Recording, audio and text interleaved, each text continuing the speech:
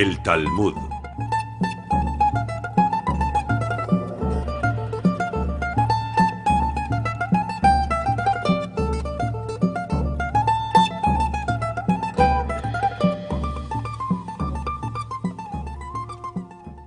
Esta es la pregunta. Dos desollinadores salen de una chimenea. Uno sale completamente negro y el otro completamente blanco.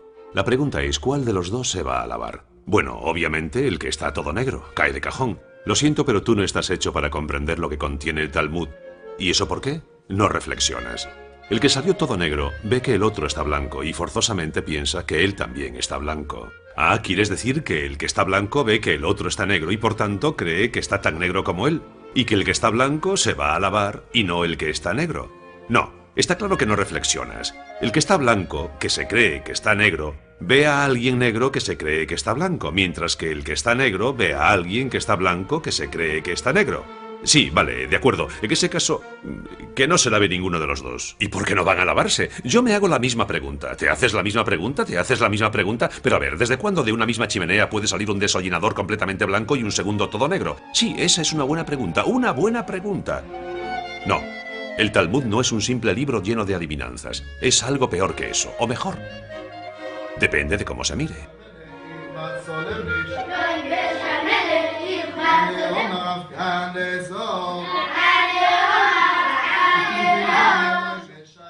Depende del punto de vista, como el de los judíos ortodoxos que han hecho del Talmud su pan de cada día, interrogándose sobre la mínima de las paradojas de la Biblia.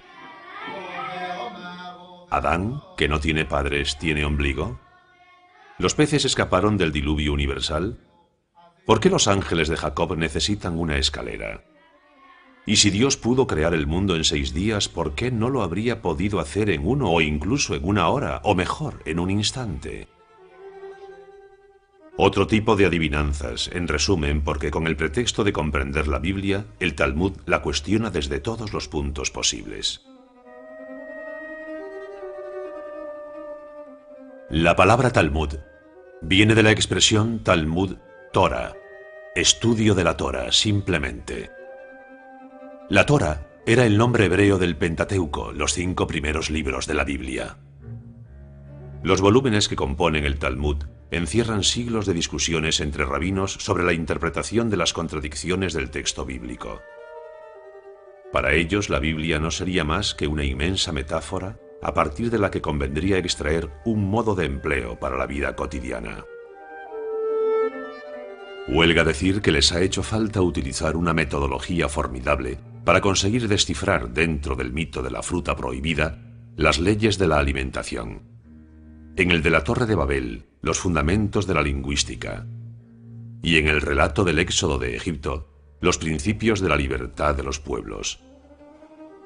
Sin Torah no existiría el Talmud.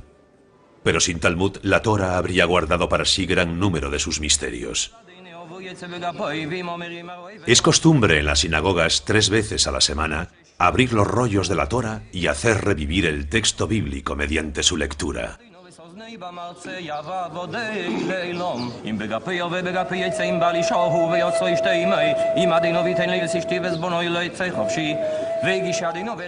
Pero también se puede hacer revivir el texto descubriendo sus posibles interpretaciones. Esa es la parte de la que se ocupa el Talmud.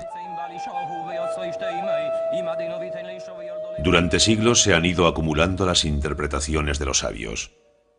Por ello, más que un libro, el Talmud se presenta como un conjunto de muchos libros que se suceden a lo largo del tiempo. Un libro dentro del libro, dentro del libro, y así casi indefinidamente. Un libro sin un único autor. Un libro del que todos los sabios de todos los tiempos son los autores. Ningún campo del saber humano se deja de lado, porque la Torah los contiene todos, incluso si eso no es evidente a primera vista. El Talmud dice: mis enseñanzas son como el mar. Debes sumergirte en él para aprender a nadar. Así pasa también con la Torah. Solo aquel que se sumerge en ella, corriendo el riesgo de ahogarse, podrá aprender lo que es. Un océano de luz, así es como el Talmud llama a la Torah.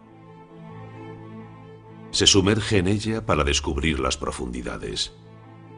Durante el razonamiento, acaba tocando temas fundamentales de la causa principal, los vínculos de lo efímero y de la eternidad, y tantas otras dimensiones esenciales que la filosofía o la ciencia tratarán también a su manera.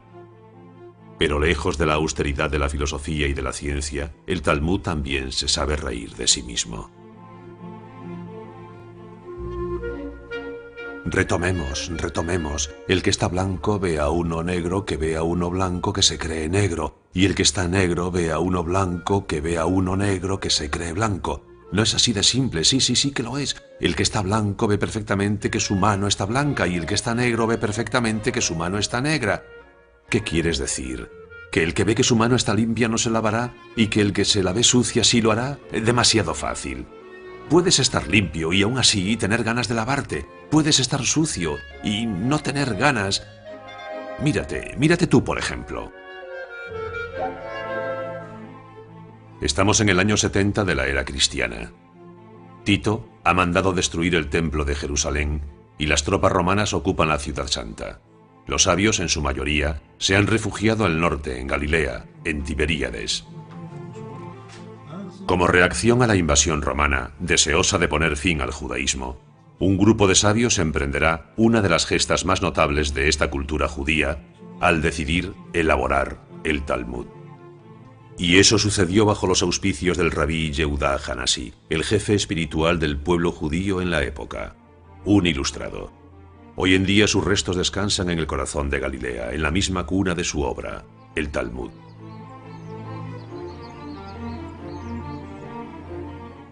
Hasta ese momento los sabios, generación tras generación, repetían de memoria los diálogos de los maestros ancianos a los que añadían sus propios comentarios. Una especie de memoria colectiva que corría el peligro de diseminarse y perderse, habida cuenta del volumen de opiniones que no paraba de crecer. Para evitar tal drama, el rabí Yehudá Hanasi tomó la iniciativa de hacer recopilar por escrito cerca de 2 siglos de enseñanzas conservadas hasta ese entonces mediante la transmisión memorística. Él fue quien decidió las características, la forma y los límites de esta primera recopilación, y la llamó Mishnah. Mishnah significa repetición, porque se trataba de repetir, esta vez por escrito, lo que la memoria ya no podía retener. Este enorme trabajo no finalizó hasta 2 siglos después de su muerte. La Mishnah conforma la primera parte del Talmud, y se conseguirá terminarla en el año 220 de la era cristiana. El Talmud se organizará según las disposiciones que el rabí Yehudá Hanasi usa para la Mishnah. 6 órdenes que cubren todo el abanico de campos de conocimientos. 6 órdenes divididas cada una de ellas en 63 tratados que a su vez están divididos en 123 capítulos que hacen del texto bíblico un verdadero tratado sobre la vida. Dios hizo el mundo en 6 días.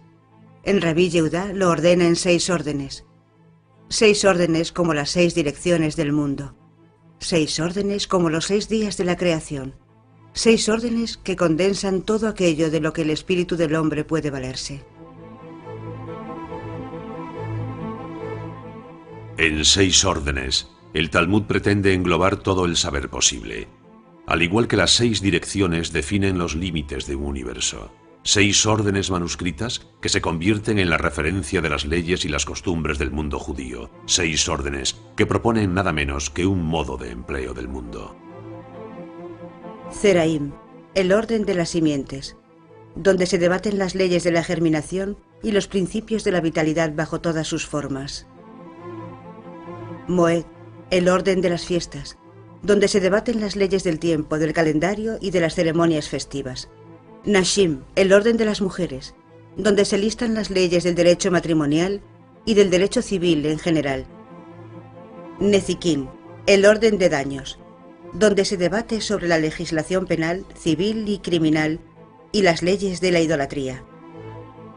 Kodashim, el orden de las santidades, las leyes del templo de Jerusalén, sus medidas, su arquitectura, su organización y su servicio. Teorot, el orden de las purezas. Aquí se debaten todas las leyes de la pureza ritual. Pero la elaboración del Talmud nunca se interrumpe. Los sabios siguen perpetuamente cuestionándose el texto. La Misná irá aumentando progresivamente con nuevos comentarios que se acumularán a lo largo de los siglos y a los que se les dará el nombre de Guemará. Guemará significa complemento. A lo largo del tiempo ese complemento va a ir tomando un lugar preponderante hasta el punto de representar más del 90% del total del Talmud. Así, desde el siglo III al siglo VII, el Talmud, siguiendo las 6 órdenes iniciadas por el rabí Yehuda Hanasí, va a ir tomando su forma completa. La Misná en lengua hebraica, seguida por la Guemará en arameo, la lengua que hablaban todos los talmudistas de la época. Después de la invasión romana, numerosos sabios judíos se habían establecido en territorio babilonio, lo que explica que el Talmud se desarrollara paralelamente en 2 lugares, Israel y Babilonia, lo que dará lugar al nacimiento de 2 Talmud. El elaborado en tierra de Israel se llamará Talmud Jerusalmi, el Talmud de Jerusalén, y el que se elaborará en Babilonia, el Talmud Babli. La diferencia esencial entre ellos es el método que utilizan. El de Jerusalén da preferencia a las conclusiones de los sabios, el de Babilonia al razonamiento, que es precisamente el método que eligieron las escuelas talmúdicas del futuro que todavía hoy estudian el Talmud de Babilonia.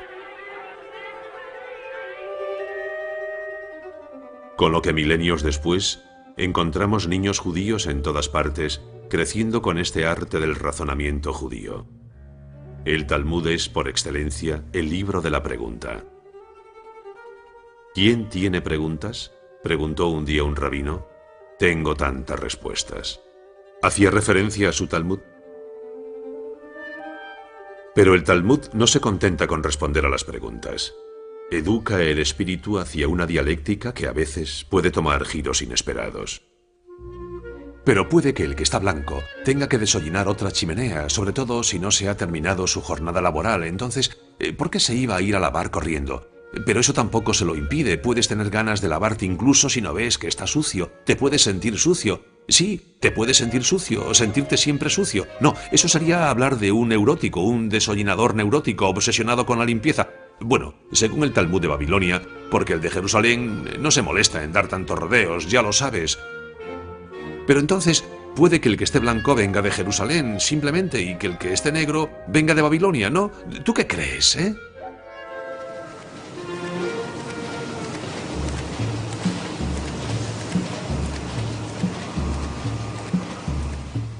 Hicieron falta 6 siglos para conseguir darle cuerpo al Talmud.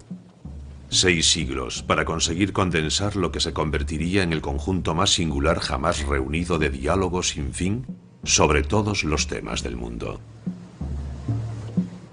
Todavía hoy, una página de Talmud contiene en su centro el conjunto formado por la Misná y la Guemará.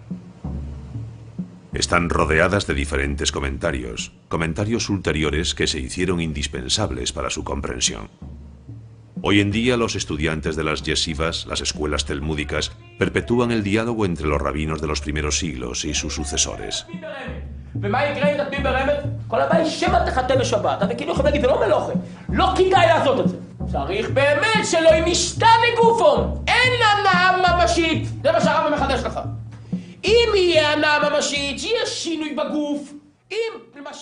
En el seno de la yeshiva, el arte de la controversia está al servicio del estudio de la ley práctica cotidiana. Pero sobre todas las cosas, el Talmud desarrolla el espíritu de análisis, agudiza el sentido crítico, fuerza las fronteras del absurdo hasta el máximo, siempre con la idea de conseguir que el pensamiento y sus contradicciones sean óptimos. Así, los estudiantes descubren mediante qué proezas intelectuales el Talmud deduce de los retablos bíblicos y de sus aparentes paradojas o anacronismos su incidencia en la vida práctica cotidiana. El texto bíblico también se percibe como una metáfora, porque la lengua hebraica es una lengua polisémica. Una sola palabra puede tener muchos sentidos y, por tanto, diferentes niveles de interpretación. ¿Qué importa si Adán y Eva tenían ombligo? Adán, en hebreo, quiere decir soy de la sangre, y Eva, estoy viva. Más allá de un encuentro entre un hombre y una mujer, se trata de un encuentro entre la carne y la vitalidad. Cómo la vitalidad entra en el cuerpo por la sangre. Todo lo que como se convierte en sangre, dice el Talmud. Y curiosamente, las leyes de la alimentación se basan en la historia de Adán y Eva. Por algo fue eso lo primero que hicieron justo después de la creación. Empezaron a comer como hacen los recién nacidos nada más salir del vientre materno. Comer implica prestar atención a lo que se come, dice el Talmud.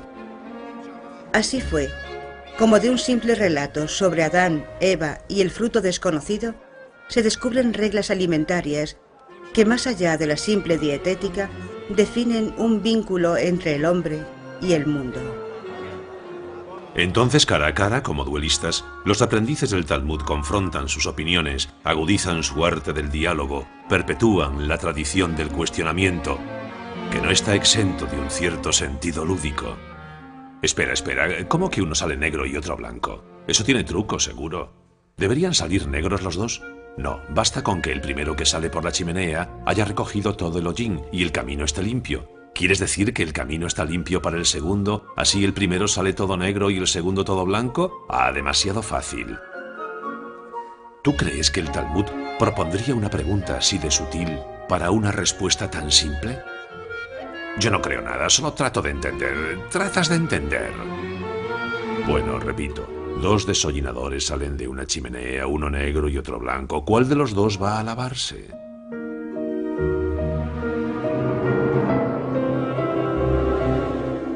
Pero la verdadera grandeza de este libro es que es además la historia de un pueblo. El Talmud cuenta la historia de los judíos, que a su vez son quienes escriben el Talmud.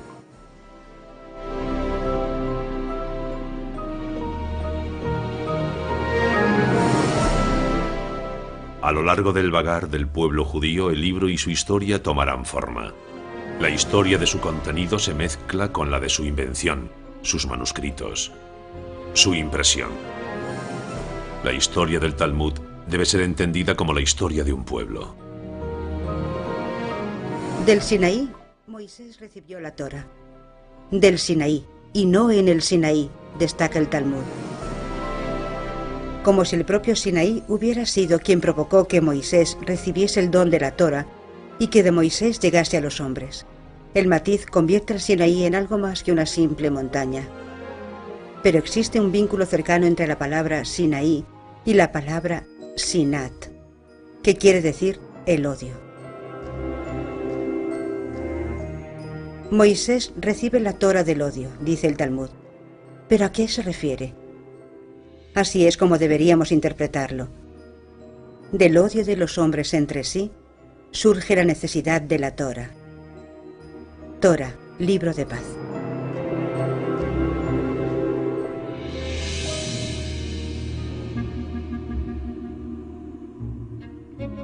Perpetua cadencia que se tambalea, ondula y se mece. Los judíos, generación tras generación, siguen un ritmo sin fin, marcando las oscilaciones de un péndulo que mide el tiempo al ritmo de las páginas del Talmud estudiadas. El Talmud es una llama que penetra en el espíritu.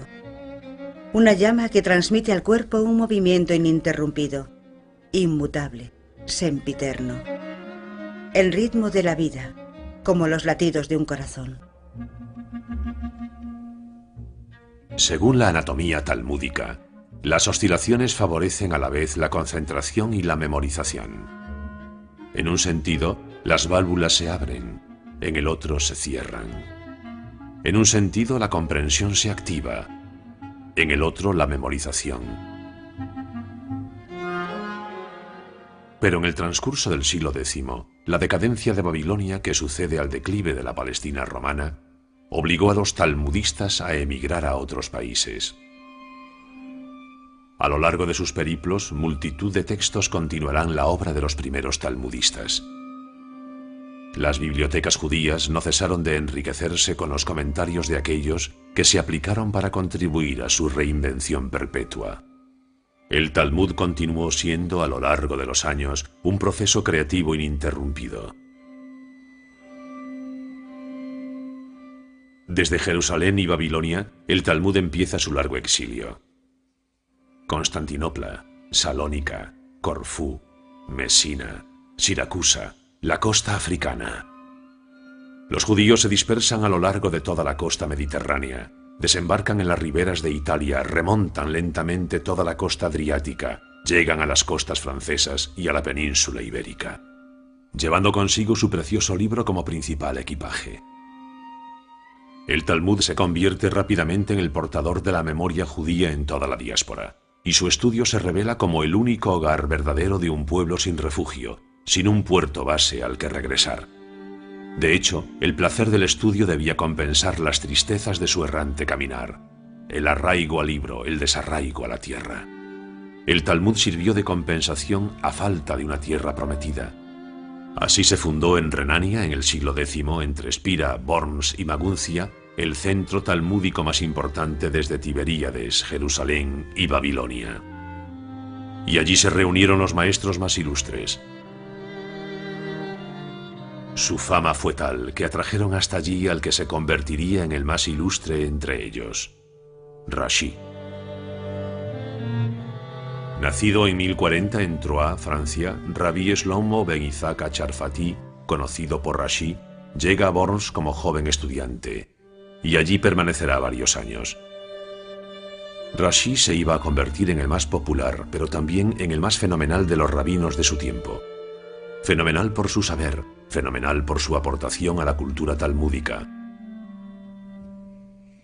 Es aquí, en la yeshiva de Worms, donde lleva a cabo su formación hasta llegar a convertirse en un maestro eminente. Lo atestigua esta silla que fue la suya y que está incrustada en la piedra, como lo estarán sus enseñanzas en el edificio del Talmud, tal y como lo conocemos hoy en día.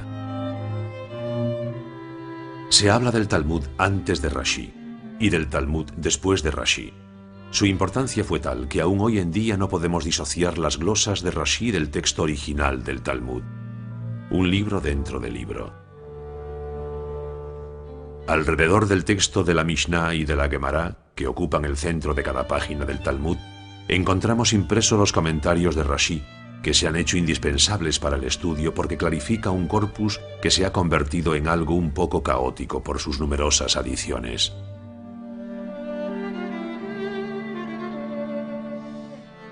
Rashi, el niño prodigio, reconocido por los sabios judíos y no judíos de su tiempo por su inmensa erudición, contribuyó al reconocimiento del espíritu de universalidad del Talmud. Fue en Troyes, en Champagne, donde ya envejecido emprende su obra. Funda una escuela que hará historia. Sus discípulos desarrollarán el comentario talmúdico hasta tal punto que incluso hoy es necesario referirse a ellos en el estudio. Con Rashi el Talmud, ya atemporal de por sí, se hizo universal. Pero imaginémonos que fuese de noche, como dice Rashi, entonces el blanco puede ver que está blanco, pero el negro lo tendría más difícil. Pero si el negro no se ve, podrá concluir acertadamente que está negro. Sí, pero el blanco también. ¿Eso qué quiere decir? Que no hace falta que amanezca para que se vaya a lavar. Eso fue justamente lo que dijo Rashi. ¿Tú crees? ¿En serio? No.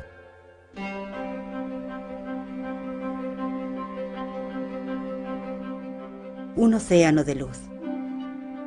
Si la Torá refleja la luz divina, el Talmud canaliza esa luz y la hace suya. Como el mar hace suyo el fuego del sol. Sumergirse en el Talmud es, por tanto, controlar la fuerza del fuego divino. Pero eso no implica necesariamente escapar del fuego que devora el mundo. Durante el año 1240, Nicolas Donen, un judío francés convertido al catolicismo como dominicano, presenta una denuncia al Papa Gregorio IX por los errores y las falsificaciones que él atribuía al Talmud. Según él, este contenía blasfemias contra Cristo, la Virgen María, los ángeles y los santos de la Iglesia. Gregorio IX, que en esa época acababa de establecer las reglas de la Inquisición pontifical, estima que es su deber perseguir a los herejes. El Vaticano exige expresamente al rey de Francia, Luis IX, llamado San Luis, que ponga fin a la perfidia de los judíos suprimiendo todos los ejemplares del Talmud. San Luis ordena que se arrojen al fuego todos los manuscritos judíos. La quema del Talmud tuvo lugar en 1244 en París. Fue seguida de muchos otros años de aplicación de la legislación real. El Talmud será condenado solemnemente el 15 de mayo de 1248 como una blasfema obra del diablo. La represión fue tan violenta que eso puso fin al talmudismo francés. Y así el Talmud retoma su vagar, llegando esta vez hasta España. Desde el siglo IX, fecha del declive de Babilonia, España es musulmana. Sin embargo, no hay ni una sola de sus grandes ciudades que no aloje a algún talmudista eminente. Córdoba, Toledo, Sevilla, Barcelona, Granada. Los judíos residían allí en una tranquilidad perfecta, estudiando el Talmud y prosperando en la vida. Como atestigua la Catedral de Córdoba, construida en el corazón de la antigua mezquita, la Andalucía de esta época sigue erigiéndose como un símbolo de la concordia entre las comunidades. En esos tiempos musulmanes, cristianos y judíos convivían sin problemas. A la sombra de la mezquita, a la sombra de la iglesia, en los callejones de la judería, en el centro de la comunidad talmúdica, aparece una nueva luz.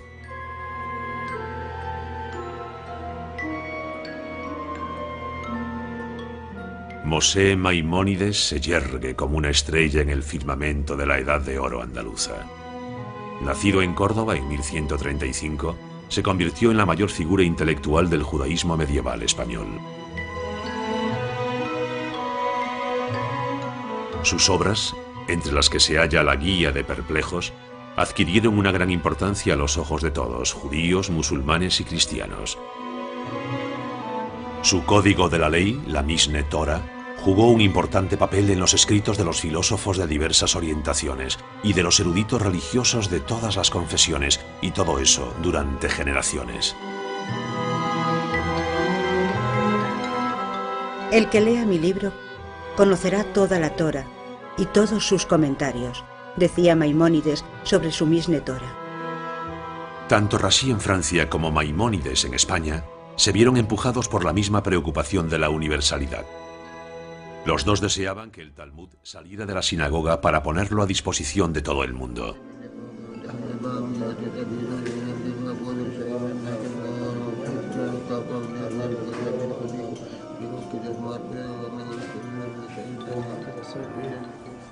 Pero así como Rashi se preocupaba de la clarificación del método, Maimónides deja eso a un lado y solo le da importancia a las conclusiones de los ancianos maestros para conseguir una Torah práctica.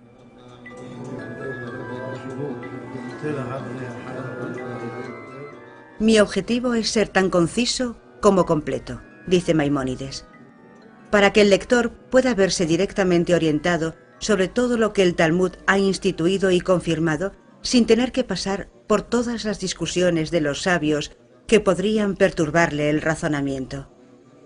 Todo esto para que no tenga necesidad de otro libro que no sea el mío.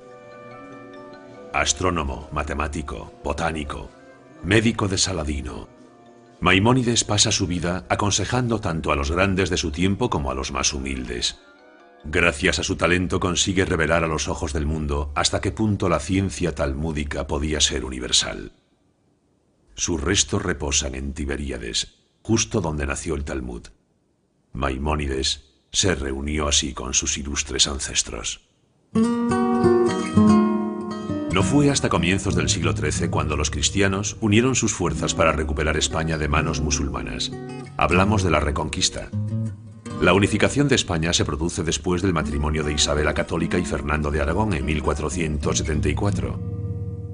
Ella conseguirá que los musulmanes sean expulsados definitivamente en enero de 1492.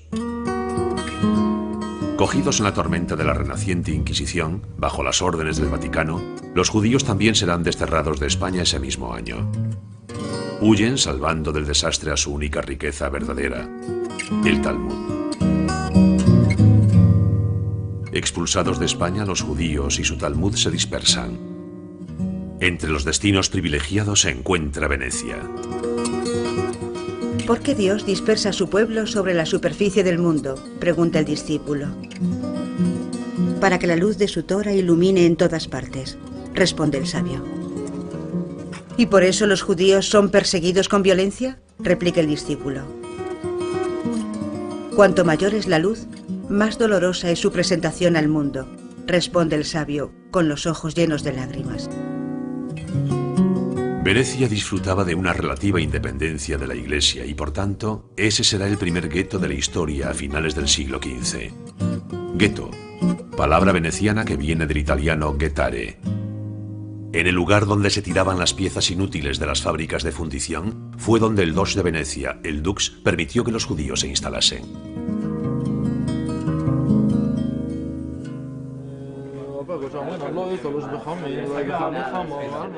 Venecia se convierte así en un verdadero vivero de talmudistas.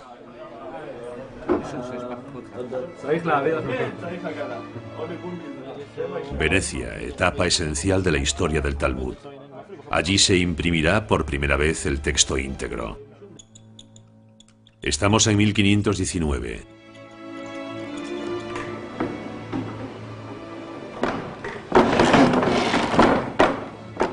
El Vaticano, que proscribía el Talmud en toda Italia, so pena de sufrir los rigores de la Inquisición, no pudo evitar que el Doge autorizara la impresión de libros judíos en su territorio. Fue en las prensas del impresor cristiano Daniel Bombert donde página tras página se llevó a cabo una de las empresas más colosales de la historia de la imprenta. Más de 10.000 páginas, examinadas a lupa por equipos de eminentes talmudistas, conscientes de estar realizando una obra única, tan importante como inesperada. Desde 1519 hasta 1523, 5 años de trabajo serán necesarios para que el Talmud pase de manuscrito a libro. Bombert no repara en gastos, preocupado porque su edición del Talmud alcance la perfección. Su obra debe marcar un hito porque será la única referencia durante cerca de 4 siglos. Todas las ediciones posteriores, entre las que se encuentran las de Basilea, Pesaro, Ámsterdam, Múnich, Frankfurt, Cracovia, hasta llegar a la definitiva, la de Vilna en el siglo XIX, estarían inspiradas en la de Bombert. El trabajo de orfebrería de que hizo gala Bombert conformará para el resto de los tiempos la fisonomía de las páginas del Talmud, dotándole de ese aspecto a la vez sobrio, simple, minimalista, sin la más mínima floritura, yendo al corazón del texto, siguiendo una geometría muy particular. La edición de Bombert establece la paginación. El texto de la Mishnah y de la Gemara ocupa el centro de cada pliego con una letra cuadrada, alrededor del que se reparten las glosas de Rashi y las de sus alumnos en caracteres semicursivos. Con Bombert, el Talmud se convierte en una obra de arte del siglo XVI. Sin embargo, la institución de la censura por el Vaticano obliga a Bombert a poner fin a su actividad y a dejar Venecia en 1546. La Iglesia, que no podía criticar la Biblia sin criticarse a sí misma, ataca al Talmud. A sus ojos los judíos ya no son el pueblo de la Biblia, sino el pueblo del Talmud, que cultiva un espíritu anticristiano, un espíritu diabólico. Más adelante se comprobó que todos los argumentos que la Iglesia presentó contra el Talmud y su contenido carecían de fundamento.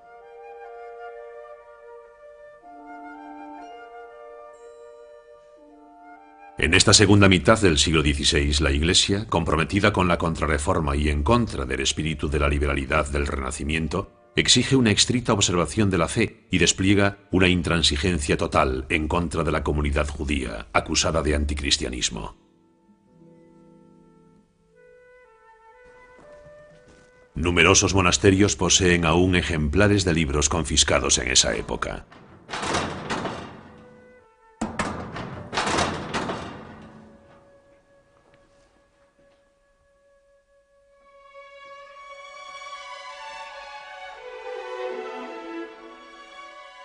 Los libros judíos siempre han enfurecido a la Iglesia. El Vaticano, incapaz de poder leerlos y de descifrar los arcanos, no se contentará con confiscarlos o censurarlos.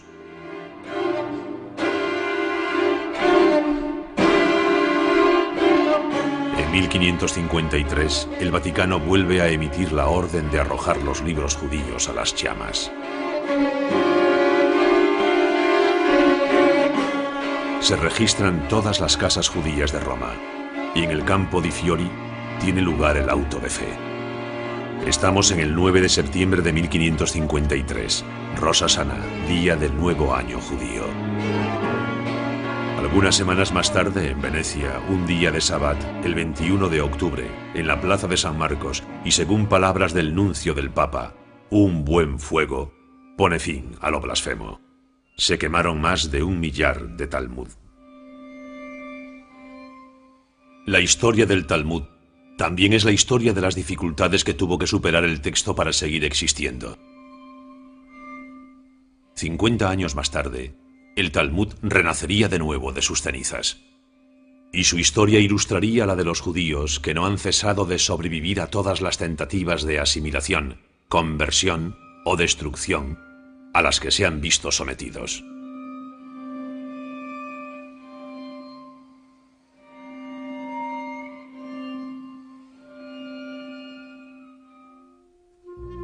Sí, el negro ve un blanco que se cree negro, pero ese negro se cree blanco sin sospechar que el blanco se crea negro. Pero, ¿un blanco que se cree negro es más blanco que un blanco que se cree blanco?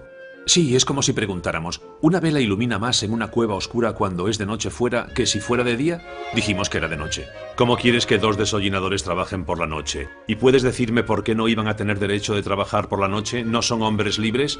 ¿Qué tiene que ver la libertad con todo esto? Son trabajadores que hacen su trabajo honestamente y para hacerlo bien tiene que ser de día, eso es todo. Bueno, digamos que empezaron de día, se retrasaron y es de noche cuando salen de la chimenea. Entonces sería invierno, que anochece más temprano. En ese caso la cosa se complica. ¿Cómo vamos a poder ver quién está sucio y quién está limpio en invierno? Esto se llama pilpul, la manía de discutir casi hasta alcanzar lo absurdo.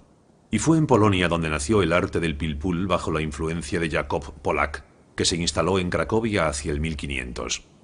En este tipo de enseñanza, Jakub Polak se dedica a desplegar todos los recursos de la dialéctica más sutil y más fina, a argumentar sobre todo y a propósito de todo. El pilpul, del hebreo pilpel, el pimiento. Pero ¿quién desollina en invierno? ¿No puede nevar en verano? Bueno, los dos son negros, pero uno está cubierto de nieve, por eso está blanco, pero quizás la nieve esté sucia y negra. Entonces la nieve negra puede cubrir al que está blanco y la nieve blanca al que está negro perfectamente. Entonces, ¿cuál de los dos se va a lavar? Dime.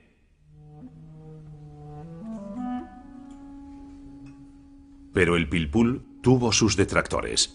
En Vilna, la Jerusalén del norte, vivía un sabio talmudista, Eliyahu Kramer, nacido en 1720, fallecido en 1797, a quien veneran todavía hoy los judíos de Lituania, y de todas partes bajo el nombre de Gaón, genio. No dormía más de 4 horas por la noche, y para dedicarse sin descanso al estudio ataba sus peyes al techo y metía los pies en un barreño de agua helada, para así evitar dormirse. Culto, de inteligencia notable, de ciencia profunda, el Gaón de Vilna ocupaba un lugar aparte entre los rabinos. Se aplicaba sin pausa a la comprensión del texto y a someterlo a una seria crítica, sin intentar forzar el arte de la dialéctica que, a su parecer, realzaba más las disputas que la verdadera reflexión. Su impacto fue considerable en toda Europa del Este. Fundó el modelo de las escuelas talmúdicas modernas e influyó en dinastías de ilustres maestros. La edición definitiva del Talmud, que se utiliza todavía hoy, fue la hecha en Vilna en 1880. Enriquecida con numerosos comentarios, condensa las enseñanzas de los maestros modernos y se inscribe en la línea de reflexión del Gaón.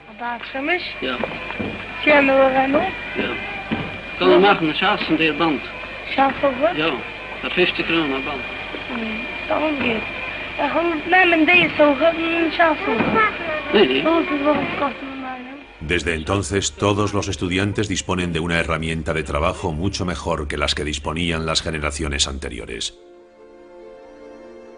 Desde Polonia hasta Austria, desde Hungría hasta Italia, desde España hasta Inglaterra, desde Alemania hasta Francia, desde Lituania hasta Ucrania, podemos decir que no hay ni un rincón de Europa que no haya participado en la invención del Talmud. De ese modo y durante más de 8 siglos, el Talmud vive en Europa. Tanto en la Europa de los pueblos y de los guetos, como en la de las capitales y principales centros de la vida intelectual. Durante todos esos años, el Talmud conoce una producción intensa de comentarios y un florecimiento de escuelas que darán forma a la cultura judía que heredaría la modernidad.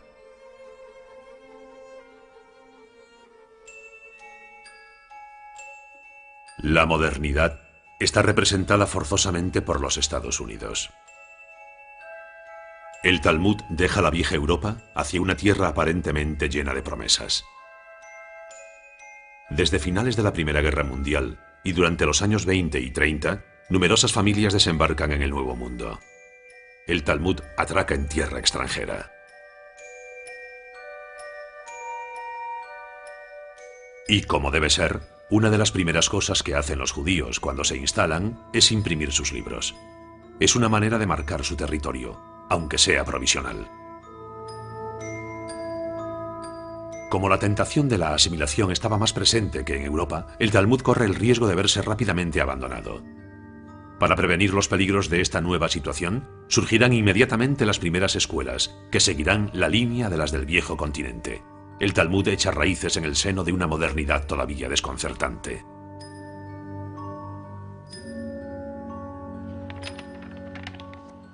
Al amanecer del siglo XX, ¿debe el Talmud adaptarse a la modernidad o es la modernidad la que debe adaptarse al Talmud? Para responder a esta pregunta basta con sumergirse en el diálogo de los sabios y concebir en qué medida sus palabras han anticipado siempre los sucesos de la historia. La escuela de Shammai y la escuela de Hillel se enfrentaron durante 2 años y medio sobre el tema del hombre. La primera decía, habría sido mejor que el hombre no hubiera sido creado. La segunda, es bueno que se haya creado al hombre. Al final, las voces llegaron a un acuerdo y concluyeron, habría sido mejor que el hombre no hubiera sido creado, pero ya que existe, que sea virtuoso. ¿Virtuoso? ¿Qué les quedaba a los judíos en los albores de la Segunda Guerra Mundial? ¿Quizás ir a practicar su virtud en los Estados Unidos?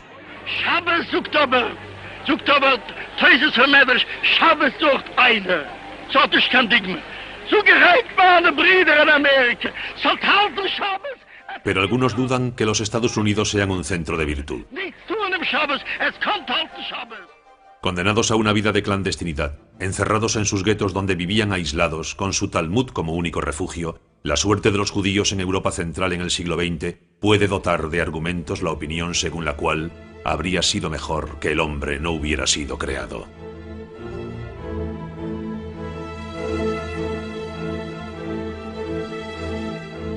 El nazismo, en cualquier caso, se erige como un claro ejemplo de ello. La esperanza, sin embargo, es el fundamento del judaísmo. Es precisamente cuando no hay más esperanzas, cuando es necesario esperar. La esperanza judía tiene sus raíces en un lugar por encima de la absurdidad del mundo. La resurrección, en un mundo donde lo absurdo no tendría cabida, sería el ejemplo más extremo.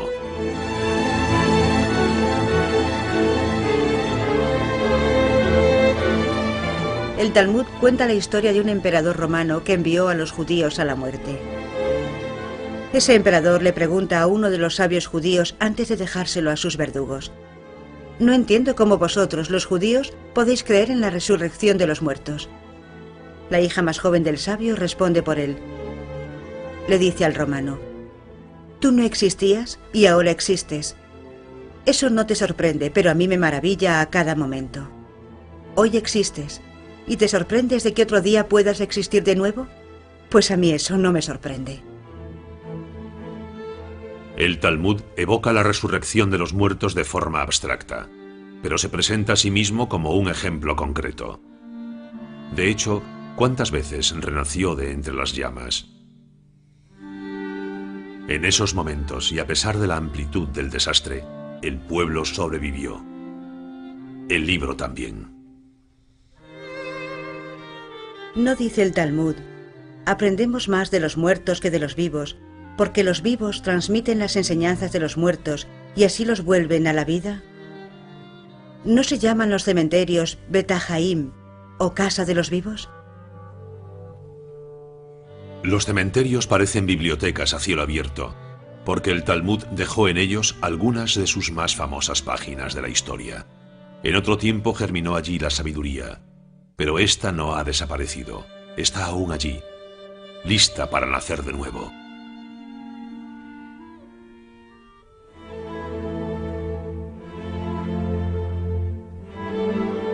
Después de la guerra, los estudios talmúdicos iban a redoblarse, sobre todo en los Estados Unidos, gracias a la iniciativa de Daf Yomi.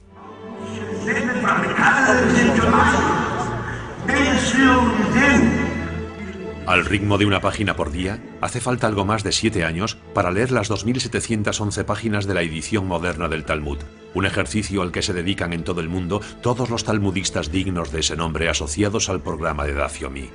O dicho de otra manera, una página por día.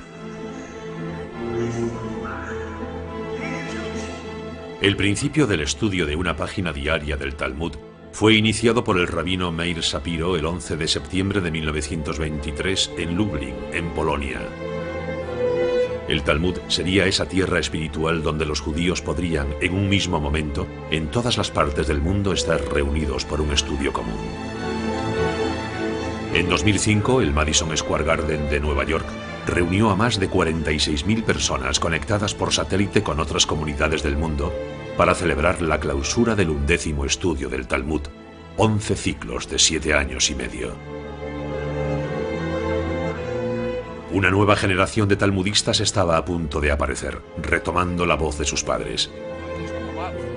Al igual que en la cima de las torres de Manhattan, donde hombres de negocios, abogados, banqueros, deciden consagrarse al estudio diario del Talmud antes de volver a su oficina. Una manera de volver a sus orígenes. Porque la reflexión talmúdica tiene los medios de responder a las problemáticas planteadas por la modernidad. ¿No se dice que Dios hizo el mundo en 6 días y que descansó el séptimo? De igual modo, hoy en día, toda la humanidad trabaja durante 6 días y descansa el séptimo. ¿No es eso un signo de la modernidad de la Torah?, pregunta el Talmud.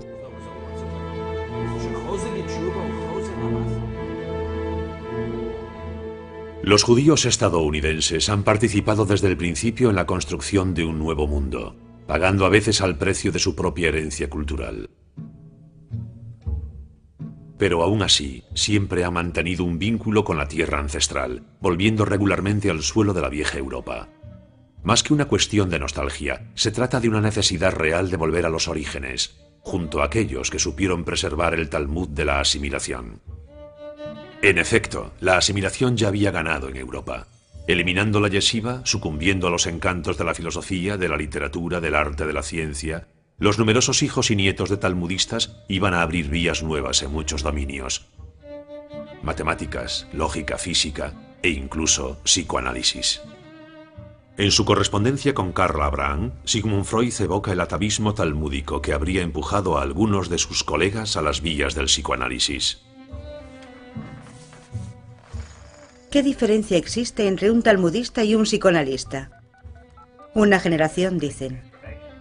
Hoy en día podemos darle la vuelta a la pregunta. ¿Qué diferencia existe entre un psicoanalista y un talmudista? Otra generación más. Una generación, sin embargo, a la que habían arrancado violentamente el Talmud de las manos para lanzarlo al fuego. Ahora bien, cuando se comienza a quemar los libros, se acaba quemando a los hombres. A hombres que fueron introducidos en unos trenes que se convirtieron en su tumba. Otros trenes de hoy en día se toman la revancha. Por ejemplo este, como muchos otros, en el que cada mañana entre Long Island y Manhattan, uno de sus vagones se convierte en escuela talmúdica, conduciendo a su trabajo a numerosos descendientes de supervivientes.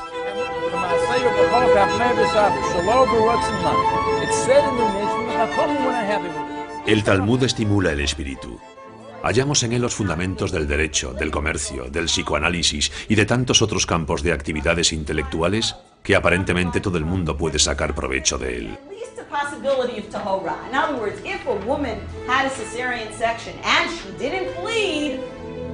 she would be tahora. If she was walking around, then we wouldn't consider, right, we wouldn't consider that a problem, which... ¿Cómo sabemos que la mujer es la inspiración del hombre?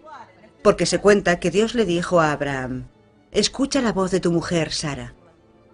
De eso, los sabios dedujeron que si la mujer estudiaba, podía llegar más lejos que el hombre. ¿Será por eso que la dispensó de estudiar? La modernidad por lo menos ganó en alumnos. Las mujeres, hasta ese momento mantenidas en una cierta discreción, por no decir casi a distancia del Talmud, se aplican en su estudio cada vez más. Sus mayores se habían contentado con escuchar. Todos los judíos tienen talmudistas entre sus ancestros. Freud evoca el Talmud de sus padres. Marx descendía de una línea de más de 14 generaciones de talmudistas. Einstein siguió la línea del Talmud sin saberlo, descubriendo las leyes de la relatividad. Kafka se lamentaba de no haberlo podido estudiar. Son innombrables aquellos que se encuentran entre los fundadores del pensamiento moderno y que de una manera u otra están en deuda con él. Incluso si la tradición talmúdica fue a veces dejada de lado, a veces renegada o desterrada, la máquina del Talmud nunca se detuvo. Las ediciones ArtScroll traducen sin descanso. Rabbi Sherman es uno de los artesanos que mediante su trabajo de traducción participa en la invención continuada del Talmud. Hoy en día el Talmud se puede leer en inglés, en ruso, en francés y en español. Parece como si la última fase de esta invención fuese precisamente la de hacerla legible en todas las lenguas, asequible para el gran público. Esa es la tarea que se ha marcado a Dean Steysan, que dirige el Instituto de Textos Talmúdicos de Jerusalén. Es el autor de una nueva traducción detallada que se esfuerza en explicar en qué está todavía de actualidad el Talmud. Hacer llegar la luz al mayor número de gente posible. Para hacer eso, el Talmud encuentra nuevos caminos que ni el rabí Yehuda Hanasí, ni Rashi, ni Maimónides habrían sospechado nunca. Comme ce or qui est le matin, Yizrach Shemesh, c'est-à-dire le soleil brillera pour les tzadikim dans le monde futur. C'est-à-dire que les tzadikim sortiront de l'obscurité au monde futur comme le or qui est le matin. Internet a su manera repite la gesta de Hanukkah. Hanukkah, la fiesta de las luces. Una vez al año hay que encender las luces del exterior de la casa para simbolizar que se comparte la esperanza de un mundo mejor. Un mundo que se hace mejor por el conocimiento. Conocimiento que debe salir de la clandestinidad. Como la llama de Hanukkah, la luz del Talmud no ha parado a lo largo de la historia de iluminar en la oscuridad.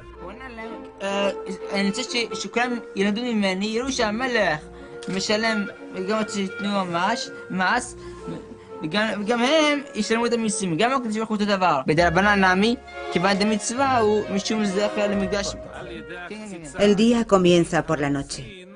Como se cuenta, hubo una tarde, hubo una mañana y llegó el primer día. Sucede lo mismo en nuestra propia vida. Comienza en la oscuridad del vientre de la madre para acabar ante la luz del mundo. Pero algunos dicen, la noche es el mundo en que vivimos. La mañana será el futuro.